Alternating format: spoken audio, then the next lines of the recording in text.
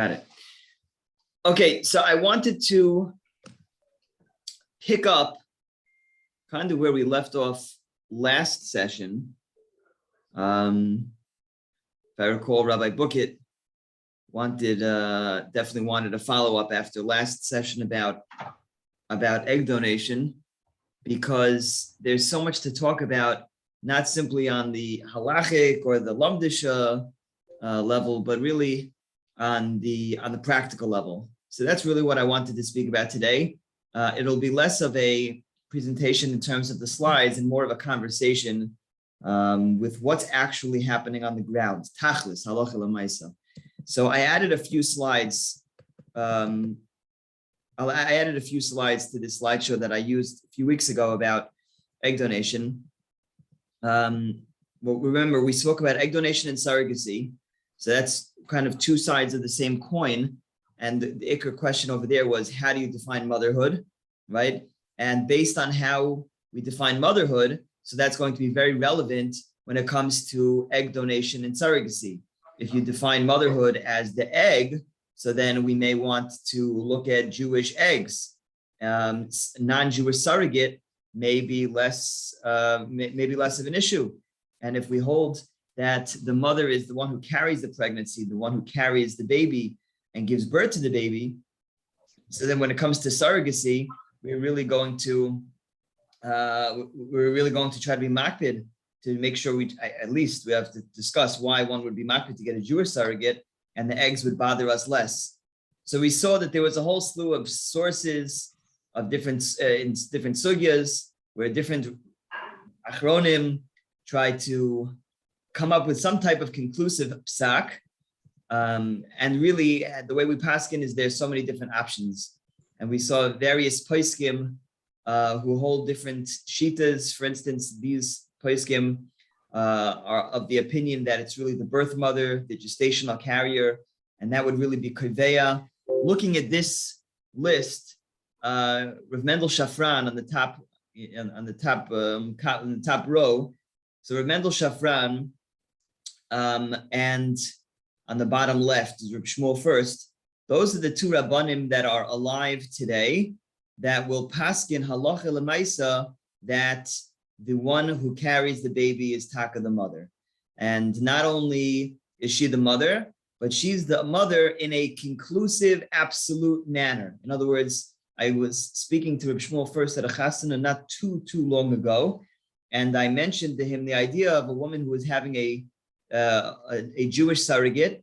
I'm sorry, she was getting a non-Jewish egg. The case was this Jewish couple, but she was getting a non-Jewish egg, and she was the one that's going to carry the baby. But she was getting a non-Jewish egg, and I mentioned to him the idea of a gerus l'chumra, and he kind of exploded. Why would you need a gerus l'chumra? So I said, well, it's very nice that the woman who's carrying the baby is Jewish, but her eggs are not Jewish. So if the eggs are not Jewish, so maybe according to the shitas that hold that the egg mother is the mother, so maybe we should have a gerus. And he was very upset at such an approach. He was very upset. He held it was absolutely incorrect. He said you don't need the gerus. The mother is the mother. The mother is the one who carries the baby.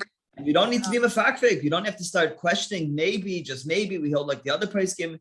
He held absolutely. It was absolutely pashut.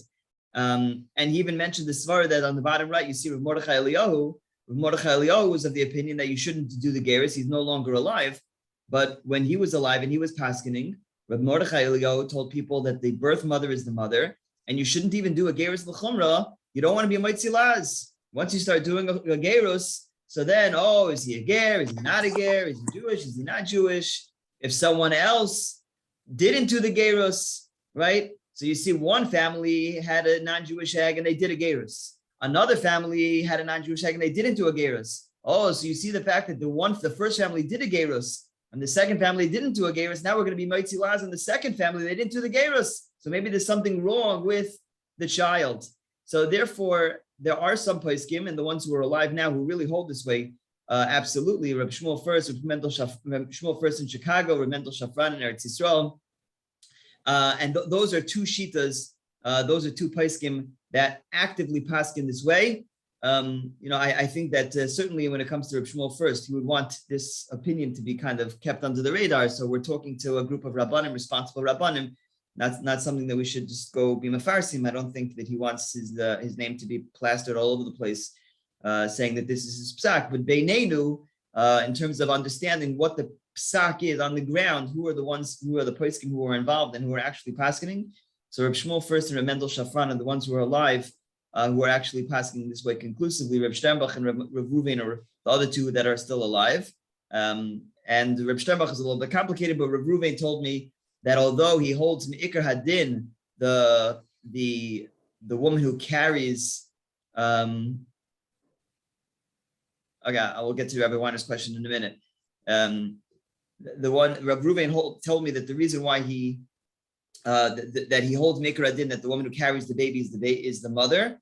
But Reb Ruvain said, I don't know what halacha is going to look like in 10 years from now, what the way people are going to be paskening like now in 20 years from now.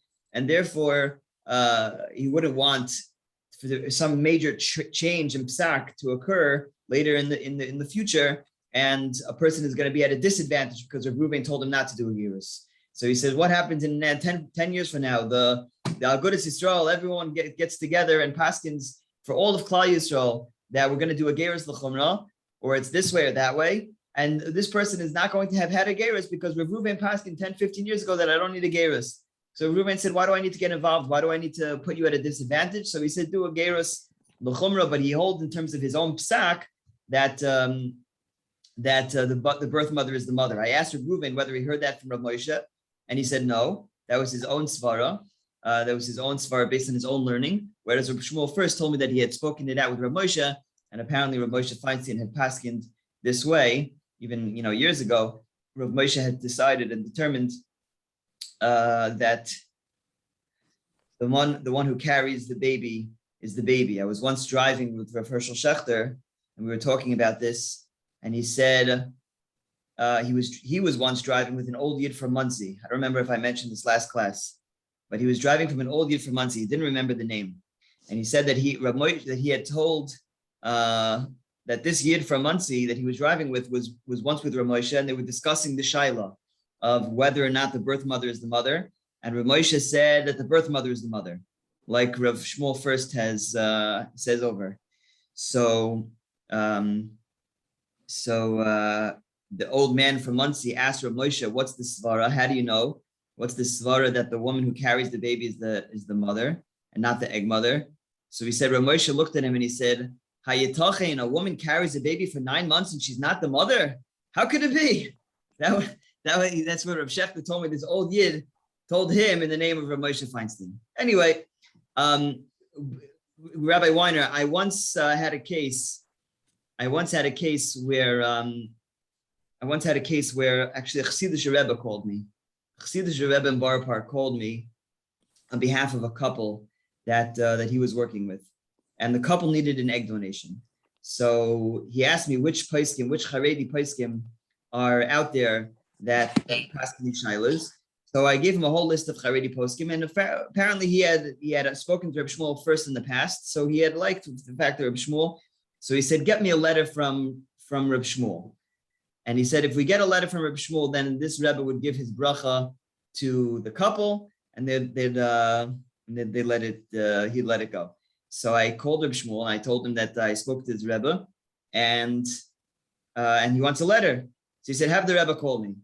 So I called the Rebbe and I said, Reb Shmuel wants you to call him. He said, no, I don't want to call him. He said, just get him the letter. So I called Reb Shmuel back and I asked him for the letter. He said, I can't write anything b'chsav. He said, his lashon was, I've given the world so much fuel to hate me and to call me an amoretz and to call me a shegitz and this. I'm involved in so many piskei halacha that are so cutting edge and somewhat controversial. I don't need to fuel the fire.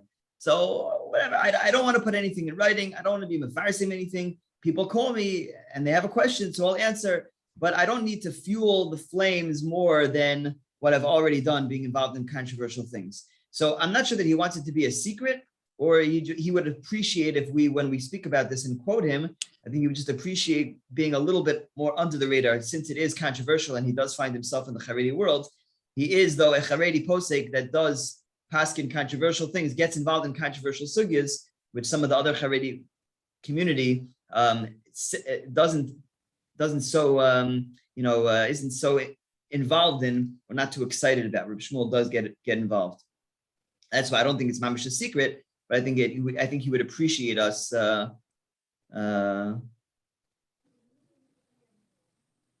Really, Maseres Moshe, Volume 2, 320 implies that Moshe held the egg donor as a mother. That's not what I heard.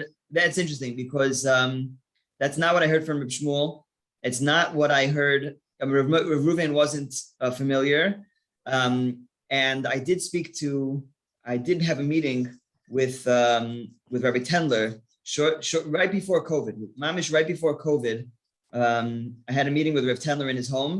And he said also Rav Moshe held was the birth mother. So that's very interesting. I would want to take a look at that. Okay, back to the other end of the spectrum. So we have poskim like Reb Shlomo Amar, and I believe Rabbi Yaakov Ariel, but I have to double check. Rabbi Shlomo Amar, I think, is the only one on this list, and maybe Rabbi Nevinsal, but Rabbi Nevinsal is not so clear. Because we've had different ma'asim with him, with Pua, but Rav Amar is certainly the one who's most outspoken that the egg is the mother. The egg mother is the mother. Rav Amar claims that he has spoken to Rav Avadia, and Rav Avadia agreed with him 100% that the egg mother is the mother, and he is of the opposite extreme, that if the egg is Jewish, you do not need a gerus at all. And Chaval, don't do a gerus. It's not necessary. Whereas the other Rabbanim here on this list may encourage a gerus l'chomra. I know certainly Rabbi Willig does. Rabbi Willig, I once met with him and he said that day, or maybe the day before, on the Bezdin of America, where Willig is heavily involved. So he said they did a gerus in the morning for a woman that had a non-Jewish egg, right? And that baby was Megayer in the morning. And then in the afternoon, they had a gerus of a Jewish egg, but a non-Jewish surrogate. They did that gerus in the afternoon. So they did both gerus in the morning for the non-Jewish egg, gerus in the afternoon for the non-Jewish surrogate. So the policy of the Bezdin of America, of Rabbi Willig, even Rav Asher Weiss, who's told me that b'chadrei chadarim, he said, I hold that the egg mother is the mother, but to not do a gerus might be foolish. That being said, Rav Amar is certainly of the opinion that the egg mother is the mother. And I think I shared with you last time about that Chabad Rav in Long Island that needed to psak to bring one of the children into the school who was born from a non-Jewish surrogate. It was a Jewish egg, and he was concerned that if he doesn't accept this child, the mother was going to take his other children out of the Jewish school and put them into public school. And Rav Amar had a letter that said explicitly that the child can be put into the school. The eggs were Jewish, and therefore the baby's Jewish 100%. You have nothing to worry about. Okay. L'maisa, many of the contemporary poskim hold that it's an absolute suffix, and therefore we need to do a gerus. And this is really where I want to pick up. We mentioned it briefly, but this is really where I want to pick up for today's session. We know that there is a halacha called ger katan, and practically speaking, ger katan is a fundamentally different type of gerus than other gerusin. If anyone here is involved in gerus, we know how hard the curriculum is. We know how hard it is to actually accept a ger, and how much they have to study, and how dedicated they have to be, and how much they have to prove. And yet, when we have this little baby, we just dunk them in the mikvah, and they're Jewish. So how does that work? So we know that madvilan oisei al das bezdin. So the gerus has to work because bezdin accepts them, and bezdin understands that this baby is going to be Megayer and grow up to be frum. And really, I can't stress how common this issue is when we have callers on a daily basis that their Yiddishkeit is in question. Their Yiddishkeit is in question. We don't know exactly who they are. And when they tell us who they are, they tell us that they're not Shomer Shabbos. They tell us that they're not from Yidden, but they, as we mentioned in the last year, they want to be, they want to do things right. They want to have a kosher baby. And they know that egg donation or surrogacy is something which is so complex and so sophisticated, but they want to do it right. And this poses a real issue when it comes to the gerus. Rav Kook writes in Das Kohen He says, and I'll read you, Kol Zerakim Anu Yodim Shebagaluso Yekayim Es HaMitzvos. That the only time that this gerus can work, this ger katan can work, is when the gerus will be done and the child will be from when he grows older. The be'emes halov kabbalas hamitzvos he ikar shalagerus shehim akeves. The ikar point over here is that the bezdin is testifying that this child will be makayim mitzvahs. So it's a kabbalas hamitzvos. In king mistaber milsidli didan the kaimel and the ger katan tzarich shim midas aviv midas imo. Shaz matbilan oso das bezdin. Bevade tzarich aviv oim yimasru oso das kabbalas hamitzvos. But what happens when you have a couple who is not religious? You have a couple that's not Shomer Shabbos, and they're going to bring this baby home, and immediately they're going to stick in front of the TV, so he starts watching Saturday morning cartoons, right? The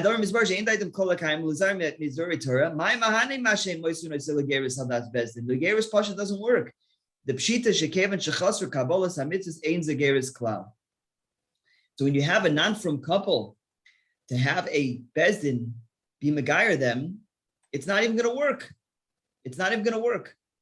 So the question is, what do we do with couples who are not from, but they want to get involved in egg donation or surrogacy? No, not everyone agrees to this. Rav Moshe has a famous shita.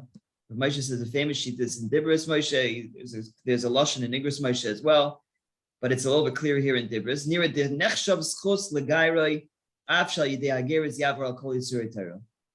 Rav Moshe writes that even though if the gerus is complete and the goy now becomes a yid, and now since that the goy became a yid, he's now obligated in kashrus, he's obligated in Shabbos, he's obligated in all the mitzvahs that he wouldn't have been if he was a guy, right? If he was a guy, then he would just eat his treif and watch his Saturday morning cartoons, and it would have no impact on his neshama, it would have no impact on his life, on his religion, he would be a guy. Now that we made him a yid, so he's going to be faced with these obstacles and these challenges. Rav Moshe says, nevertheless, to be megayer is his chus. Even if he's going to end up being over Kol Yisurei Torah, Mishum da'al koponim ma'achar shu ger, nasa b'kedushas Yisrael, v'yelo schar b'olam haba al ma'asav hatoivim sheyaseh af sheloi b'kavanas mitzvah. Rav Moshe writes that being a yid, dos halein, just being a yid, is an objective schus. It's true that now he's going to be faced with a din v'cheshbon that he wouldn't have necessarily had to face while he was a guy. But being a guy, having a neshama, being a part of Kedushas Yisrael is something which is inherently a schus, and therefore we can be megayer them even if they're not going to keep Shabbos.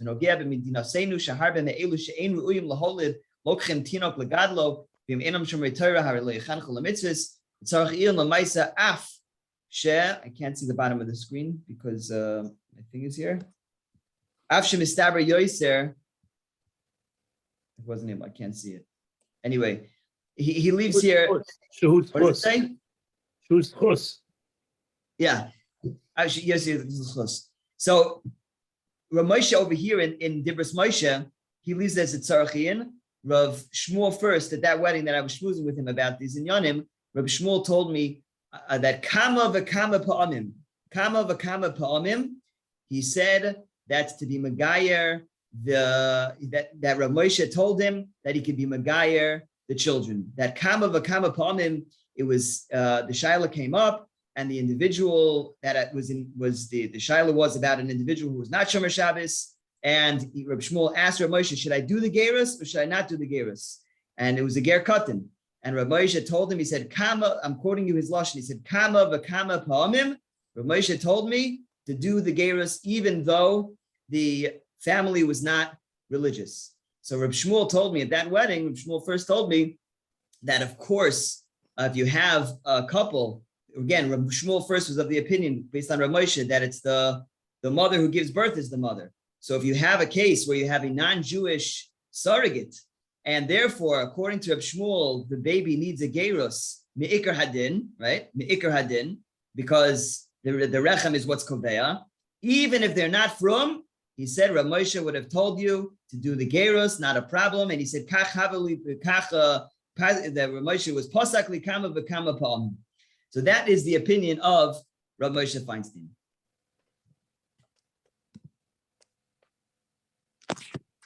We mentioned last time we we mentioned last time that the pshara that the bate din have is that the individual, the family, doesn't have to be shomer Shabbos, doesn't have to be from completely in all areas of halacha, but there has to be some main dominating features of Jewish life throughout the family. And most Batei Din, not everyone, but most Batei Din agree that Shabbos, Kashrus are two main themes of Yiddishkeit that should be woven through the family, the fabric of the family.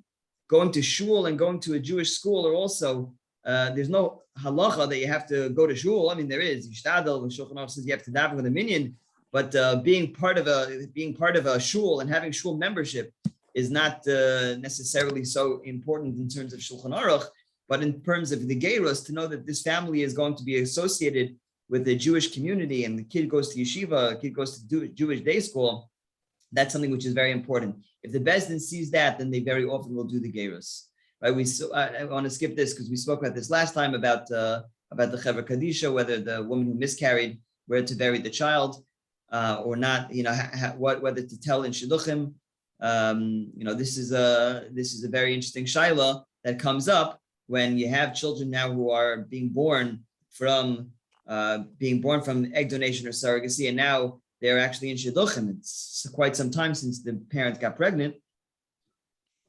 So how much of the information does one need to expose during shidduchim? Now I want to talk. Now that was kind of last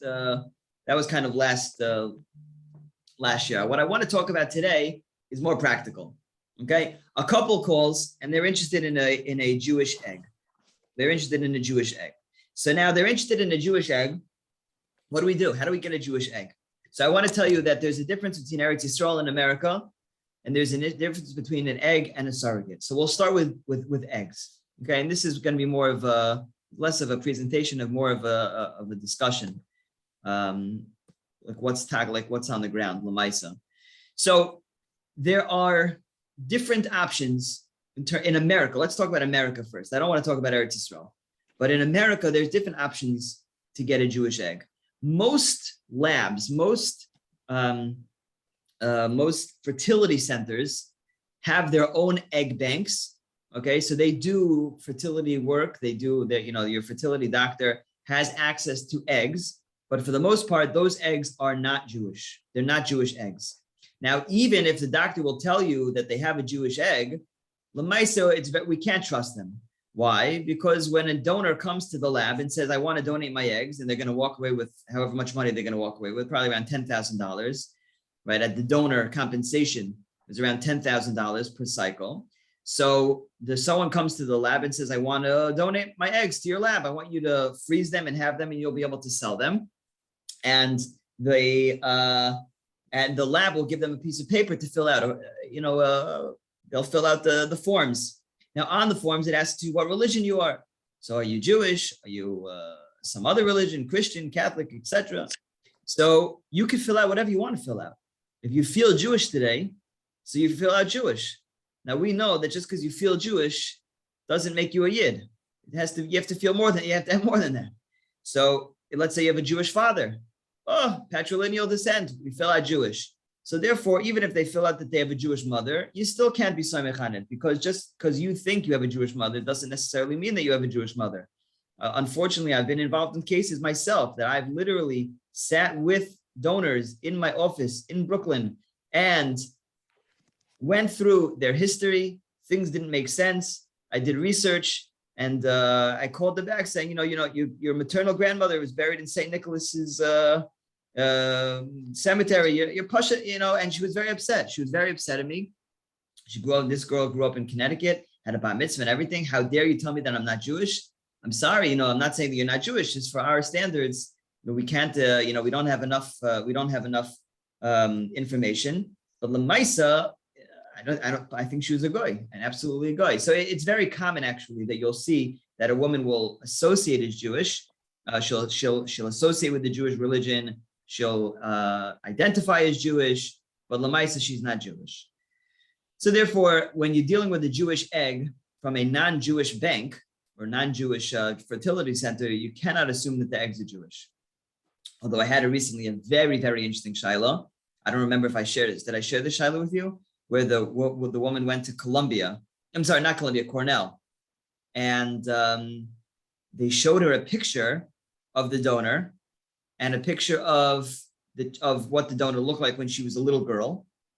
And a few pictures, they give a few pictures of what the donor looks like now and then as a baby, as a little girl. So, because you're going to have the baby, so you're going to want to see the baby pictures and everything. And she said that this woman had written on her profile that she was Jewish and everything. And when they went to see the pictures, there was a little girl and she was sitting on the Haimish guy's lap, and a guy had a white shirt and a vest and payas, and what looked like brothers were sitting around her, and looked like Haimish Yeshiva Yinglach. And she asked that, given all of the things that she had filled out on her profile, which were pointing to the fact that she was Jewish and grew up Orthodox, the pictures that she had given the lab said that she was, that were confirmed that she grew up in a very Haimisha family. Now, Lamaisa, right now, she's not from, and she doesn't even want to speak to her parents about it. Her parents don't know that she's donating. So I tried to get a ksuba out of her. Tried to get something that could confirm Yiddishkeit, but she would not allow. She would not acquiesce. So the shaila was, the couple asked me, do we need to do a gerus for this child? Do we have to assume that it's taka a goyish egg because we don't have real verification, or all these raglayim ledavar enough to say that she's Jewish and the baby and it's considered a Jewish egg and she wouldn't need a gerus? So I spoke to a few rabbanim. It wasn't so clear. Actually, Rabbi Willig, I spoke to Rabbi Willig about it. This couple, I think he learned by Rabbi Willig in YU, or he's close to Rabbi Willig, or just a YU, he knew of Rabbi Willig. So I ended up speaking to Rabbi Willig about it. And Rabbi Willig actually told me that based on all the information, he felt it was pretty clear that the woman was Jewish, that the donor was Jewish. Nevertheless, he said, maybe she should do a gerus, just l'chumra. But he said that the gerus won't even impact at all. In other words, she won't, if it's a girl, the woman can marry a kohen. She's not considered a giyores. He said, you probably don't even have to tell this the kuda. In shidduchim, maybe you have to tell if it's a donor egg in general. He said, I'm not getting into that. But he felt that maybe they should do it just l'ravcha the milsa, that it should be, the best possibility. But anyway, he did feel that mikra adin, you could be somech on all the raglayim, because in general, when a bezdin does this biriyadus, very often, unless they have real concrete evidence, so then they'll sign off on it. But a lot of times it's raglayim ladavar. They spoke to this old yid that remembers him saying kaddish and that yid, and the bezdin is sometimes comfortable putting all those pieces together and making a psak that the person is in fact Jewish. But anyway, what happens on the ground? Lamaisa, a couple wants a Jewish egg. So there are three organizations, there are three agencies that work in America with Jewish eggs. On the top left, you'll see New York Life Springs. This is it's an agency that is run by a woman named Ruth Tavor, an Israeli woman. She lives in Manhattan. Her name is Ruth Tavor. She has what's called the New York Life Springs. On the top right over here, you'll have a Jewish Blessing. This is run by a woman named Judy Weiss. Judy Weiss, I think, used to live in California. Now she lives in Eretz Yisrael. So she does Jewish eggs. And on the bottom is something called the Chosen One Egg Donation, run by a woman named Talia. And she recently moved to San Diego. She does most of her work out of California. These are the three agencies. I believe these are the only three agencies that deal with Jewish eggs. Now, what does it mean they deal with Jewish eggs? They have a database. They have a database of women. They collect donors, and they don't necessarily screen them lahalacha to make sure that they're Jewish, but they give us at least a first step. They'll give us a database of women who they have who are interested in donating, who identify and certainly think that they're Jewish, claim to be Jewish. So it's a good start. But once a couple meets with Talia, or they meet with Ruth, or they meet with Judy Weiss, and they decide on a certain donor, the specific donor is the donor that they feel is appropriate for them. They see a picture, they see pictures of them, and they feel that the donor looks like the mother. They see their medical evaluation, they see their psychological evaluation, right? All donors have to undergo a medical and psychological evaluation to make sure that they're healthy physically and mentally, and they're happy, they're impressed with everything about this donor. So then what we will do at PUA, we'll tell them is that you tell the agency that you're working together with PUA, and that we demand that they produce a shtar, some type of tu'udah, rather, not a shtar, a tu'udah, that in fact these girls are Jewish. We have made it very clear to the agencies that that the couples cannot rely on Ruth Tavor or Judy Weiss or Talia to tell us that they're Jewish, but the donors need to be screened by a bezdin and need to be proven that they are Jewish. So very often they'll either go to Rabbi Union here in California, or Rabbi Ullman in Australia, or the Bezdin of America, and they will get a tu'udah from this Bezdin. The girl will be, interrogated and investigated, and the Bezdin will come out with a tu'udah that says these girls are in fact Jewish. And they will, Ruth or Talia or whatever, they'll send the tu'udah to me, and I will make sure that it matches, that their name matches, who they are. Now, this gets complicated because the donors, this is all done anonymously. So the couples never know the name of their donor. So the couple just sees donor 1, 2, 3, 4, 5. But what Talia will do is she'll send me her driver's license, or she'll send me her Tudat Zahut. She'll send me the letter from the Bezdin that says that this woman, Sarah Greenberg, whose Tudat Zahut is this, or her driver's license is this, is Taka, was investigated and has a tu'udah from the Bezdin of America, and everything matches. And then the final step, if you remember, we spoke about supervision. So the final step of the whole process is we have a supervisor, a mashkicha, who will go into the retrieval, the day of the retrieval, and hopefully be able to match the names to the tu'udah, and make sure that in fact that the woman who's getting the egg harvest, the egg retrieval, is in fact the woman who we thought was the woman the whole time, and who was the woman that was certified with by a certain bezdin. But those are the steps that really are necessary to ensure 100% that the eggs are Jewish, and the eggs that the women are going to get, the recipient is going to get, are in fact from the donor that was certified Jewish from the bezdin. Any questions? Okay. Now, there is, we've spoken a lot about who the mother is, and what the relevant nafkaminas are. So one of the nafkaminas. One question: is there any status of them marrying a sister and all these kind of problems? Oh, so we're going to get to that right now. Let's get to that right now. So what Rabbi Bukit is referring to is the shaila that is the $1 million shaila of who's the mother, right? So who's the mother? If the mother is the egg mother, so then we have to ask ourselves, what type of donor are we looking for? We're looking for a Jewish donor, right? But are we looking for someone who's bedafka single, right? Who's bedafka single? Because remember, if she's married and the egg mother is the mother, right? So if this donor is married and she really is going to be the mother, so that means the recipient, Avram and Sarah, right? Avram and Sarah are going to be taking Leah's eggs. Leah is married, but she's donating her eggs. Avram and Sarah are going to be taking those eggs. So it's Avram's going to be inseminating, or going to be fertilizing Leah's eggs. Leah is married to her husband, right? To Yaakov. And now Avram over here is having a baby with Leah, who's married to Yaakov. So it could get a little complicated. It could get a little complicated. If you hold like Rav Moshe that mamzeros and all these things don't start without a maisibiyah, so it bothers us less. But the shitas that disagree, and they hold that, no, we don't just look at a maisibiyah, but we look at the yichus, so then it could be very complicated. Im kain, in which case, Rabbi Hachman, I'll get to in a minute, in which case, we want to make sure that the donor is single. We don't want to get involved with any shilas of Eishes Ish. And not only do we want to make sure that she's single, we want to make sure that she's not a family member. We want to make sure that there's no mamzerus in that line of fire.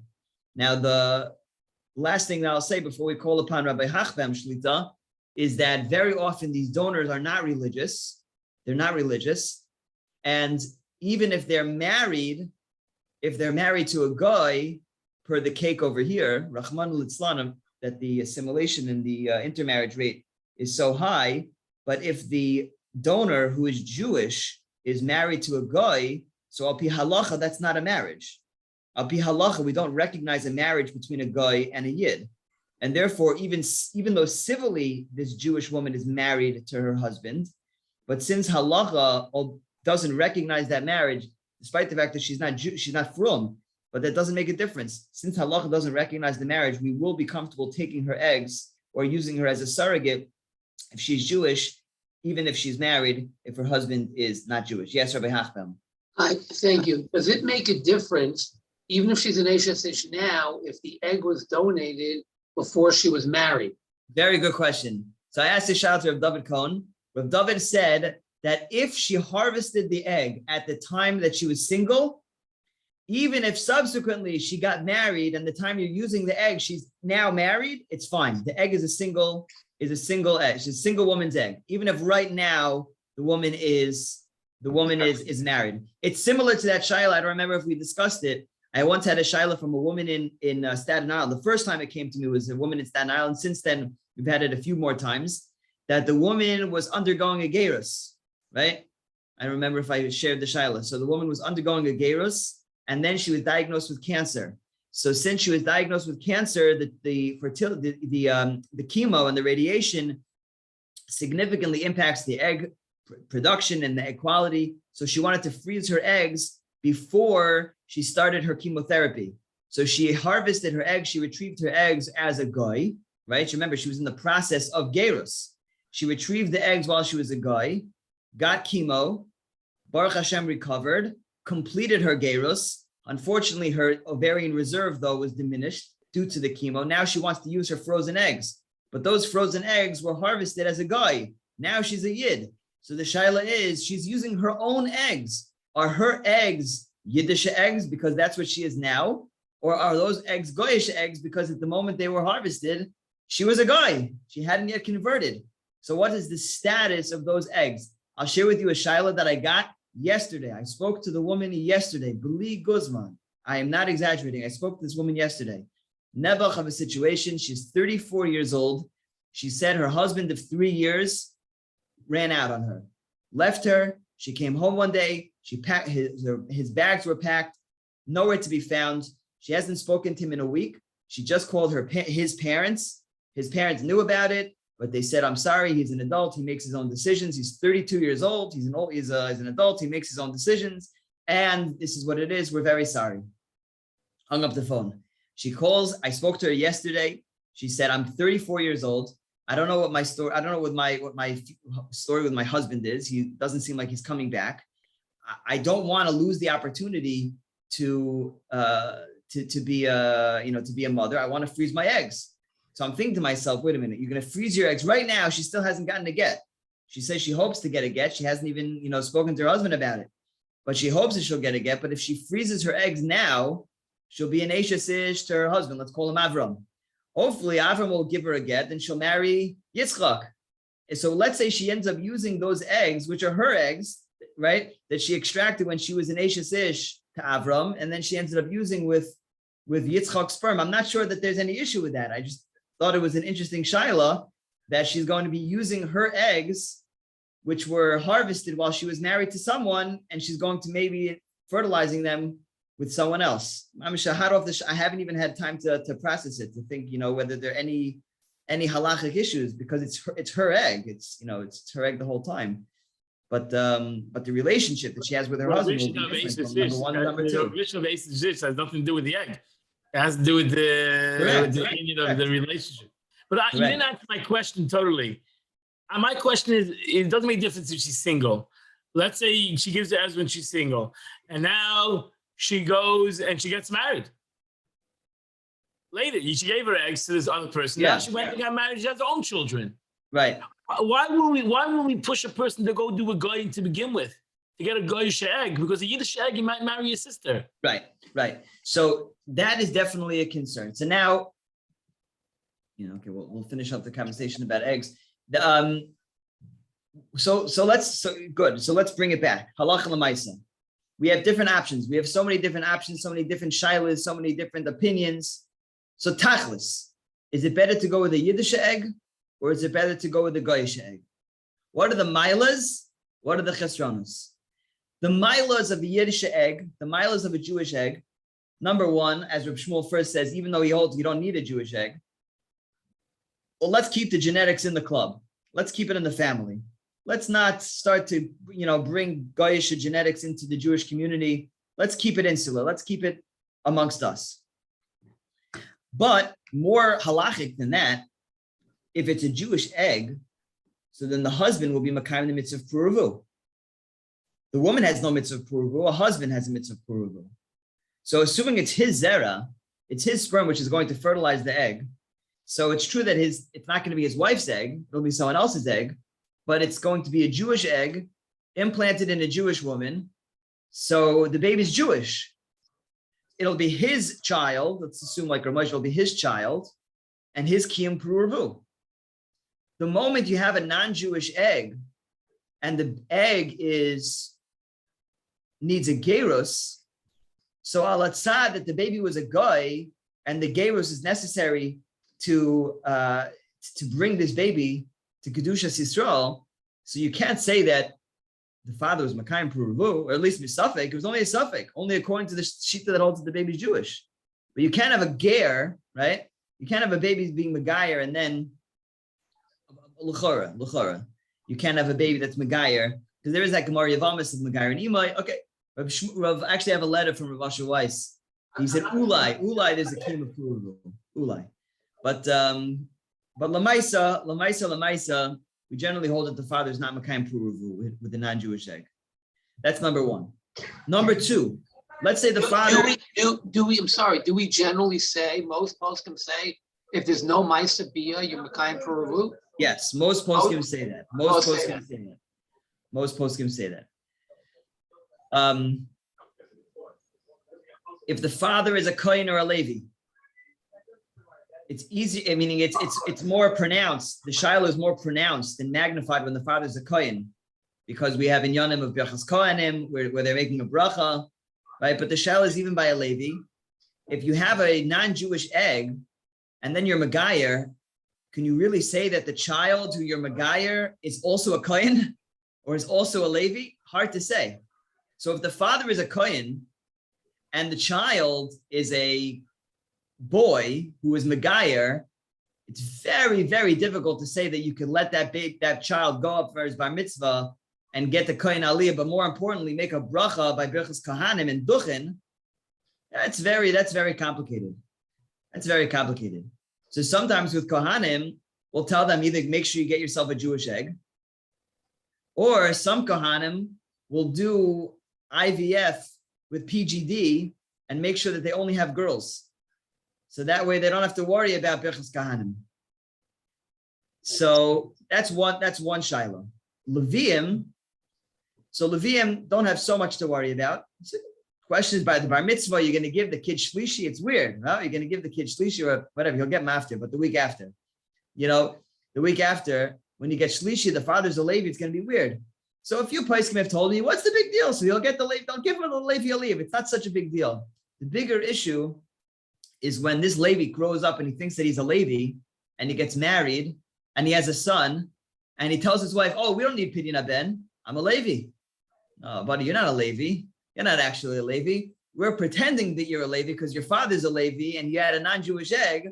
So we're pretending that you're a Levi, so we're not embarrassing your parents. Well, Lamaisi, you're not really a Levi, you're a ger. Im Cain, the child's chayv Pidyon Ben. So, there's different ways to, that's also something to be mindful of. Another scenario where we really push Jewish eggs is, like we said before, with non-religious couples, to avoid the shaila of a ger katan and the bezdin not accepting their Yiddishkeit and not accepting their choices of and their level of religiosity and observance to qualify for the ger katan. We try not to get involved with that at all, and we want them to have a Jewish egg. better that they shouldn't get involved and get turned down from the Bezdin and raise the kid as Jewish and not Jewish. Just get a Jewish egg. The baby will be Jewish, and hopefully one day Rabbi Bukit will take him under their wings and he'll be makar of them, the Torah and mitzvahs, and one day, we'll have great nachas from them. But much better that they should start Jewish, and we'll take it from there, as opposed to starting with a suffix, right? Starting with a suffix, and then according to some people he's Jewish, according to some people he's not Jewish, and then there maybe only if they chap later on will the kid have a gerus. It's such a balagan. We really encourage the less religious couples to go with the Jewish egg option and not get involved in any shilas of gerus. Rabbi Siegelman. Yes, my friend. The organizations that provide Jewish eggs and work with Jewish eggs, do they also give Jewish surrogates?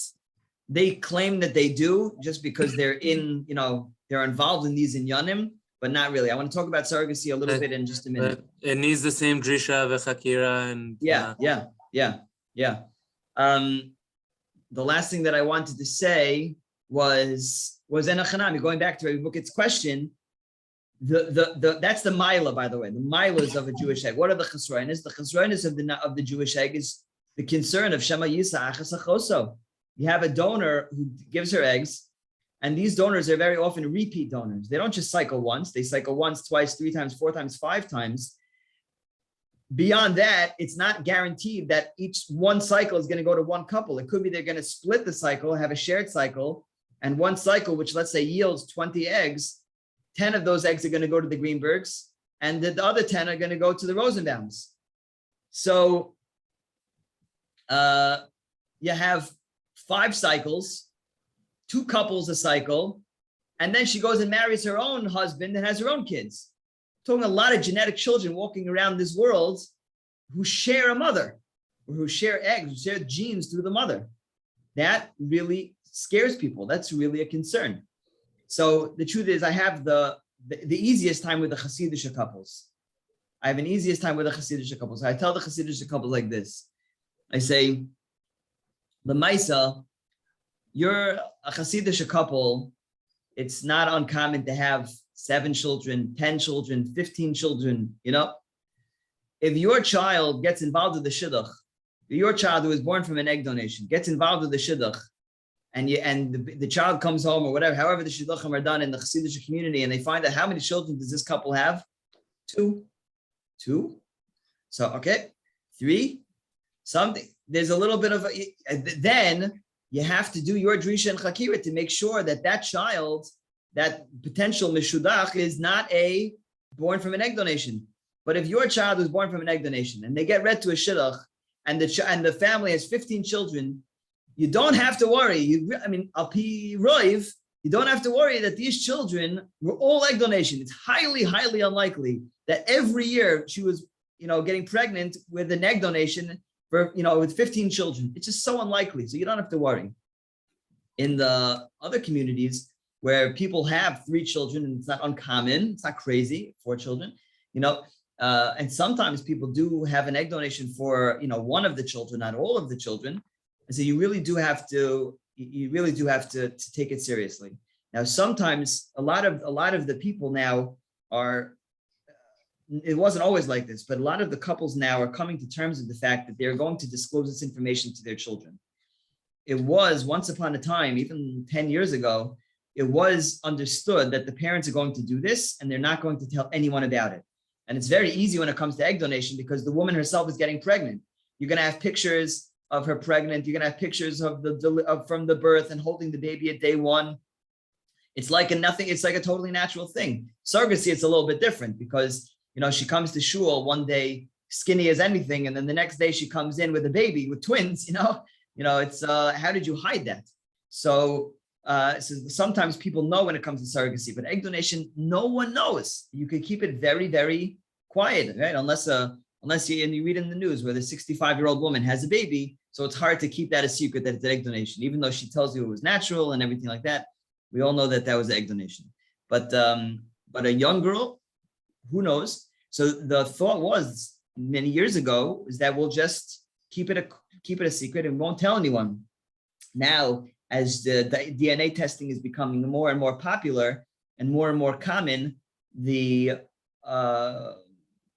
consensus, the consensus amongst many of the psychologists and the family therapists, and even Rabbanim, is to disclose that information to the child, but to do it in conjunction with the therapist, knowing the child and his development and his or her level of maturity and understanding, to make sure you do it at the right time, in the right way for that specific child. And there's no cookie cutter answer when to do it and how to disclose. That should be done, with clear consultation from a therapist and someone who knows the child. But now that we are telling the children, very often we're telling the children, and the children are aware of it. So then when it comes to shidduchim, it is something to be a little bit, to take seriously, that it's something that you'll have to make sure that before the child gets married, you have to make sure that the other individual under the chuppah, whether it's male or female, was not born from a donor egg. And if they were, to have, the parents usually have some identifying information like a birthday or something, that they do have. They won't have a name, but they'll have some identifying information, and they'll be able to match up. Was your donor born on March 30th? Was your born? No, my donor was born July 9th. Mazda, let them get married. But it is something that has to take seriously. And I know of a few couples that are so bothered by this, they're so horrified by the fact that they could potentially marry a sibling, so that they will go with the non-Jewish donor. The non-Jewish donor, you alleviate all of these issues. The non-Jewish donor, you don't have any of these problems because there's no yichus. If it's a goyish egg, there's no yichus. That being said, there's not going to be a kiyum of kluruvu. There's going to be a gerus. And if there's a gerus, then that might come along with the halachas of disclosing for other cases of gerus. Okay, any questions on egg donation? When it comes to surrogacy, unfortunately, it is very, very difficult to procure a Jewish surrogate in the United States of America. It is very difficult. In Eretz Yisrael, it's easy, relatively simple. The problem is it's illegal for an Israeli woman to come to America and act as a surrogate. It's illegal. If she gives birth in Israel, there's major fines, major legal issues. I tried to work it out that they would be able to take surrogates from Eretz Yisrael, have them carry the pregnancy, but it was just too risky, and I wasn't able to get that project off the ground. In Eretz Yisrael, it's easy to get a surrogate. It's actually very difficult, though, to get an egg. In Eretz Yisrael, many of the egg donation that Israelis are getting is non-Jewish, or they're coming to America and they're doing the egg donation. We actually have a number of Israeli couples that either come to America or they ship the genetic material, they ship the eggs, and they do the egg donation here and they ship it back to Eretz Yisrael. But it's hard to get a Jewish egg in Israel because of the laws. But it's easy to get a surrogate. In America, it's the opposite. It's easy to get an egg, but it's very hard to get a surrogate. Ad Kidei Kach, where I've spoken to poskim, Rabbi Shawais, Rabbi Shmuel first, not Rabbi Shmuel first, Rabbi Shawais, Rabbi Willig, and I've asked them, Rabbi Shmuel first has been matir also, but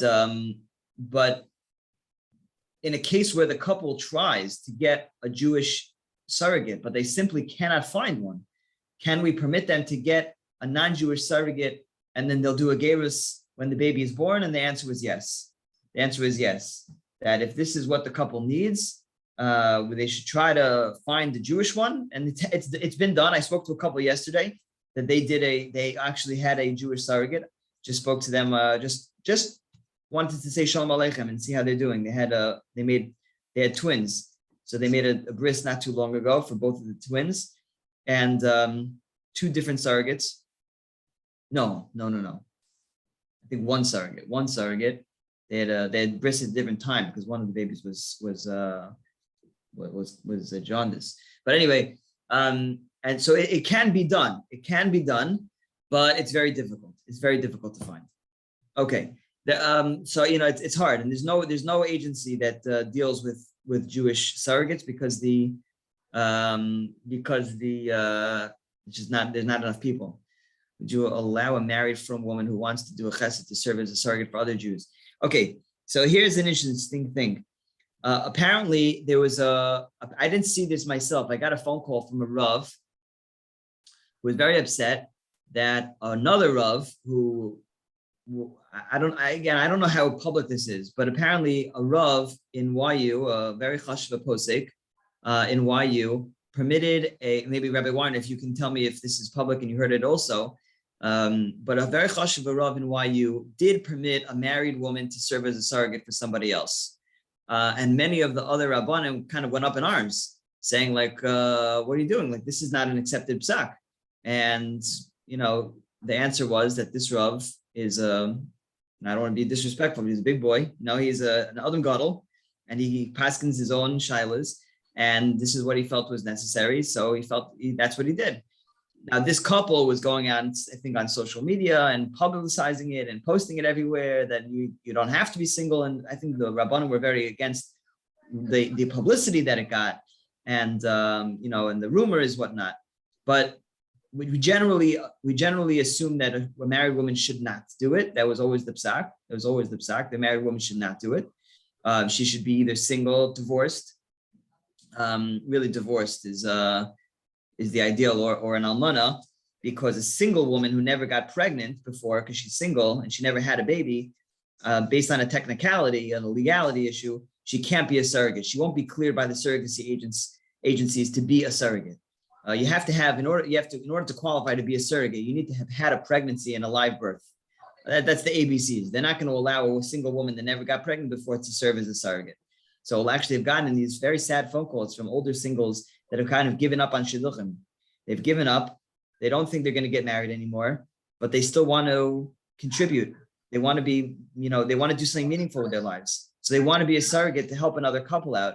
So as beautiful as that is, just on a technicality that they can't be surrogates because of the laws and the agency's protocols, we won't allow that. But they really would be the best candidates for the surrogacy. But it's a really hard thing, and they're waiting lists, and we have a bunch of agencies that claim they get they get surrogates here and there. So I have them alert me as soon as you get a Jewish surrogate. Let me know. I'll match you. Within a day. I have so many couples. But unfortunately, it's very hard to find one, and it's even harder to find one who goes through the process of the screening of the Beis Din and actually comes out Jewish according to halacha, which is an issue. That's all when it comes to egg donation and to surrogacy. The last thing I want to talk about, just very briefly, and we mamish have no time, is sperm donation. I don't know if anybody knows, this is Nagel. This is what people call him, the sperminator. I think now he's up to 100. He's inseminated like 100 women. This is a ridiculous situation where he mamish. There are hundreds, I think, hundreds of babies who all have him as a father, and that's a serious issue. And that's a really serious issue. I don't know for sure if he's Jewish. I think he is. His last name is Nagel. I think he is Jewish. Rav Moshe clearly, we spoke about egg donation, sperm donation the previous year with Rabbi Weitzman. Rav Moshe clearly preferred a non-Jewish donor. A non-Jewish donor, and you have you won't have the issue of Shema Yisach Sachoso. You won't have any Mamzeris issues. No issues, at least as far as Rav Moshe is concerned. And that's really the psak to go with a non-Jewish donor. Rav Moshe also has a psak that the non-Jewish, whatever the profile says, Jewish or non-Jewish, you don't have to listen to it. You can assume that there's a roiv and it's all non-Jewish. Myself, all of the donors are non-Jewish, with the obvious exception of this one. But for the most part, we try to tell them to find non-Jewish, and where they go, it doesn't really make a difference. It's kind of wherever you can find a donor: California Cryo, New York, New Jersey Sperm Bank. There's no real considerations other than finding a profile that matches your needs. Like what we have when it comes to eggs and eggs and surrogates. So when it comes to eggs and surrogates, people really, you have to call the right people. You have to make sure you're getting the right eggs. When it comes to sperm, the sperm is the sperm. I will end with this. I have a friend whose name is Albert Anuna. He owns one of the sperm banks in New York. And I got a call from him. I got a call from someone who said they'll pay all the money in the world. They want a donor and they're going to buy all his vials, everything. He wants this to be the only donor. He wants to be the only recipient of this donor's sperm, and he doesn't want any other person to get this sperm. You can understand where he's coming from.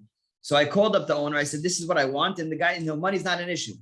So he said, I wish I could help you, but we haven't gotten a new donor in like 4 or 5 years. And this is a few years ago, 4 or 5 years. Every donor that I have, I've used on various couples. I have no new donors. I said, why is that? He said, the quality of the donors is so poor that the new donors are coming in. We don't just take anyone's sperm. We screen them, we evaluate them. He said, the quality of sperm is so poor that's coming in. I've turned away donors, and I just go back to the old ones because I know those are good. So, there are interesting studies coming out that the phone usage and laptops and this and that, and the way we eat is affecting sperm quality. It could be that it's taka true. And we see that from the sperm banks, that fewer and fewer donors are being accepted into the sperm banks, and they're going back to the older donors, but that they know is good quality sperm. But the search for a sperm donor is much less intense and complicated as a donor egg or a surrogate. But Pua is always here for you as Rabbanim and couples in general to help navigate this very complicated system of egg donation, surrogacy, and sperm donation. And the couple should feel that if they have their psak and this is what's right for them, they should know that there is an organization that can support them, that can guide them, that can do everything kedas kedin. It's medically in a medically appropriate fashion. Okay, Hatzlacha Rabba Rabboisai, I'm happy to take any questions, and I apologize if we went. One question. Yes, what about you have a girl that didn't get married for a long time, right? Like you mentioned before, instead of becoming a surrogate, why don't you tell her to take a donor? Why don't you tell her to take a donor? Sometimes. Oh no, we don't. No. So that I think Rabbi Weitzman mentioned in an earlier share, but for women to get pregnant by themselves, it's a very hot topic now. It's a very, very hot topic, but it's not something that the poskim are too happy about at all. I mean, Rav David Cohen holds it's an Issa D'Oraisa. Rav David Cohen holds it's an Issa D'Oraisa, holds it's whether it's the Yehavta L'Recha Kamoicha or Big Megadol Yisoimim, whatever it is. Many poskim are very against it, and Pua's policy is also not to endorse such. In the Sefer you sent us, there's a whole section about that. Right. Sharavaka. That's right. Every Yeah. tshuva is against it. Every single one. Yeah. Okay, good. Okay. Yeah. It's such a hot topic. It's such a hot topic. And It is a problem. There's a lot of older single polychuvis and whatever.